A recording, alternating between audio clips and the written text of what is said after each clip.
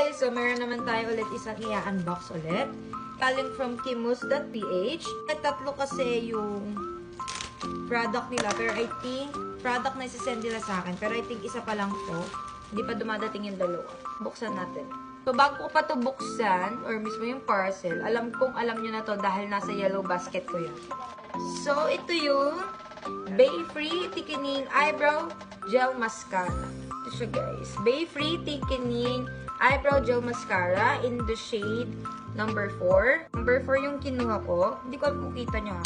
Pero in the shade number 4 brunette. So, let's try it on. Since ako kasi hindi ako yung nagkikilay na parang pomade, gusto ko lang yung mga gel. So, try natin. Oh, liit lang pala niya, guys. Sobrang liit niya lang.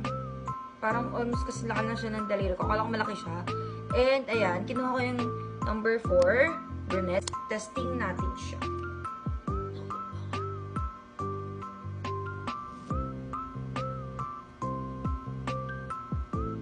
Ayan.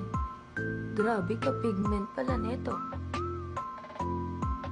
O, diba? Talagang mag-bushy brows ka. Bushy brows kasi po ang gusto ko sa aking kilay. Medyo may black lang siya. Alisin natin para maganda. Ayan guys, ang ganda niya sa kilay. Perfect siya sa aking brows kasi makapal-kapal yung aking brows. And ang gusto ko talaga sa brows ko is bushy brows. Ayan, talagang ma-achieve mo dito. Kita niyo naman guys, isang ganan ko pa lang and nag-bushy brows na agad ako. Gustong-gusto kong umorder nito, pero wala pa nga akong budget para bumili. And sakto, pinadalahan ako ni Kimus.ph. Kimus, di ko alam ha, pero yon tama niyo na ako. Yan, pinadalahan nila ako nito. And thank you so much Kimus.ph for sending me this Bay-Free Thickening Eyebrow Gel Mascara. And kung gusto niyo nito, mag-check out na kayo. Meron yan sa aking yellow basket. Yun lang, salamat!